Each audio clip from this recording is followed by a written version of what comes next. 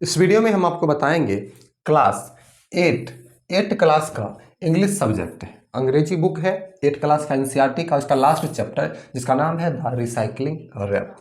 ये chapter last chapter है और इस चैप्टर का हम प्रश्न उत्तर जानने वाले हैं इस वीडियो में, तो आप लास्ट तक बने रहें। वीडियो को लाइक करके चैनल को सब्सक्राइब जरूर कीजिए। तो चलिए शुरू करते हैं।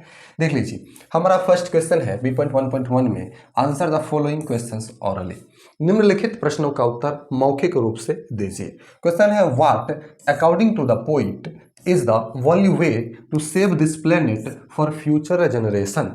फ्यूचर जनरेशन मतलब भविष्य के जनरेशन के लिए कवि के अनुसार हम इस प्लेनेट, इस ग्रह को किस प्रकार से सेव कर सकते हैं, बचा सकते हैं। आंसर है रिसाइकलिंग, मतलब रिसाइकल करके चीज़ों को पुनः प्रयोग करके हम बचा सकते हैं।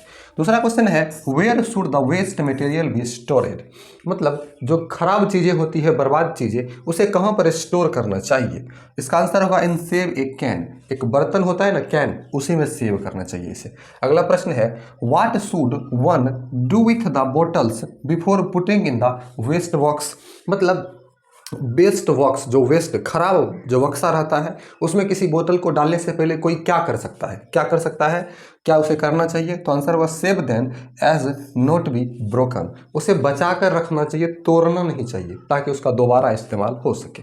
अगला प्रश्न है where should we put glass बोतल एंड जैम जार्स, मतलब हमें कहाँ पर ग्लास बोतल और जो हमारे पास बर्तन रहते हैं उन्हें रखना चाहिए। ठीक है, आंसर होगा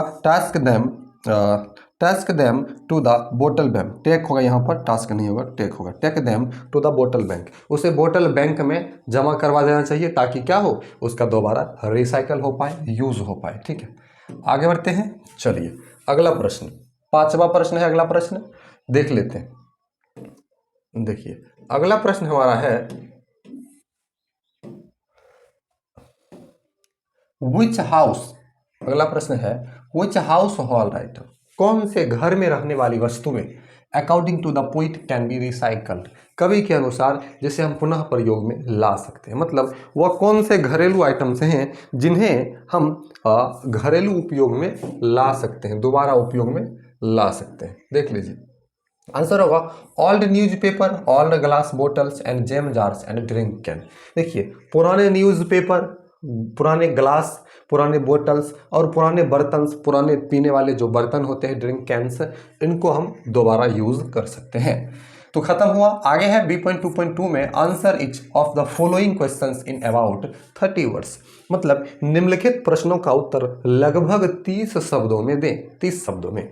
क्वेश्चन है what advice does the poet give to the children, कवि बच्चों को क्या सलाह देते हैं। तो उत्तर होगा इसका the poet advise the children to start recycling, कवि बच्चों को एडवाइस, सलाह देते हैं कि रिसाइकलिंग करना शुरू करो, मतलब साइकिल चलाना नहीं, मतलब चीज़ों को दोबारा उपयोग करना। This the only way by which our earth could be saved for future generation, यह एकमात्र रास्ता है जिससे हम अपने पृथ्वी को भविष्य के जनरेशन के लिए बचा सकते हैं।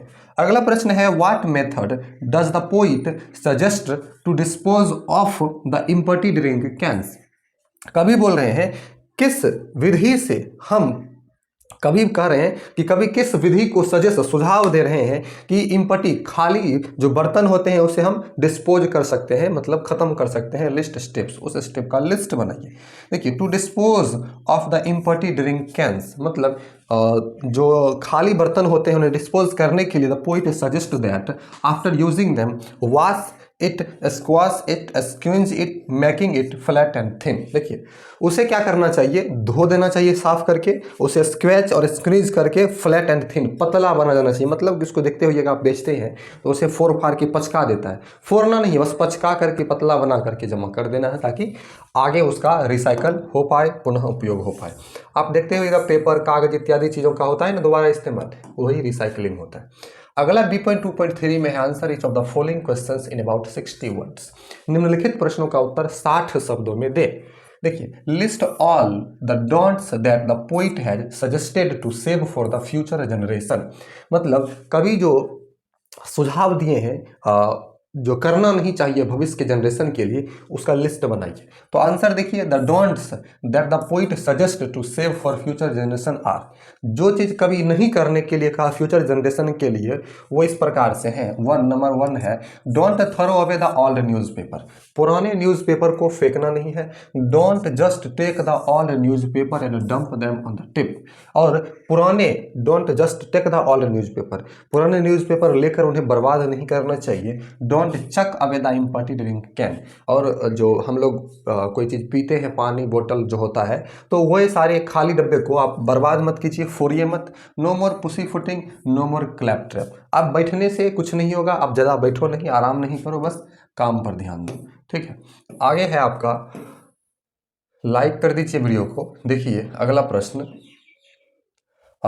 what word in the last stanza sums up the advice of the poet the children for saving the future generation। देखिए फर्स्ट स्टेंजा में कवि किन सलाहों को बच्चों को बताते हैं फ्यूचर जनरेशन के लिए सेविंग करने के लिए, मतलब इस अर्थ को, इस धरती को फ्यूचर जनरेशन के लिए बचाने के लिए।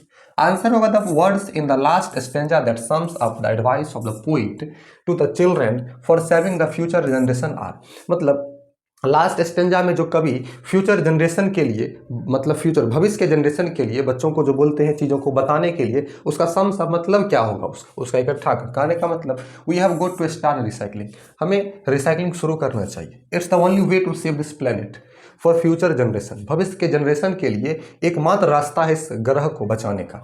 नो मोर पुसी फुटिंग, नो मोर क्लैप ट्रैप, अब बहाना नहीं, अब ज़्यादा बहाना नहीं, अब ज़्यादा बकवास नहीं करना है। Get yourself doing the recycling rap, और आप अपने आप को रिसाइकलिंग रैप में छोड़ दीजिए, धुन दीजिए, मतलब काम करिए आप।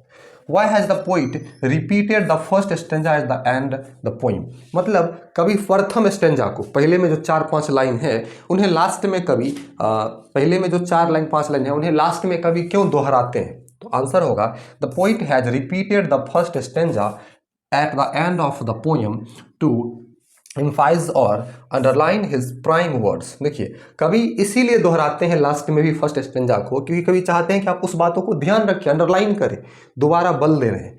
The main list of the poem lies in the first stanza, और मेन लिस्ट जो है, मुख्य लिस्ट ऑफ द कविता का जो है, lies in the first stanza, जो फर्स्ट स्टेंजा में कहा गया, the poem is a song and chorus repeats at last.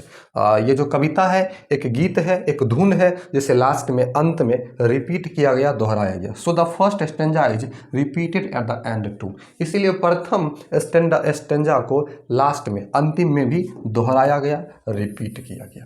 अगला और लास्ट प्रश्न है, विच लाइन और words are repeated several times in the poem, किस लाइन को, किस स्टेंजा को अनेकों बार दोहराया गया। What is the significance of this repetition, देखिए, और इस दोहराव का, इस रिपीटेशन का क्या मतलब है? देखिए आंसर होगा the words repeated several times in the poem are, इस कविता में अनेकों बार जिस शब्द को दोहराया गया है वह है we have got to start recycling, हमें रिसाइकलिंग शुरू करना चाहिए। The significance of this repetition is the make the listeners more aware of the process of recycling that we have to do it.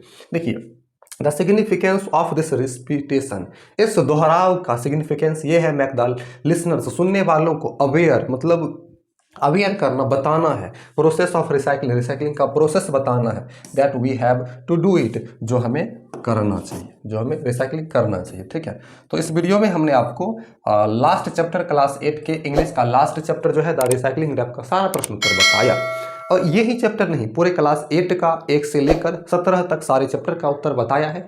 Play list बना हुआ है, आई button पर link, description में link, या आप चैनल पर जाकर ढूंढ लीजिए। वीडियो को लाइक करके सब्सक्राइब कर लीजिए चैनल को। थैंक्स फॉर वॉचिंग, मिलते हैं किसी और वीडियो में।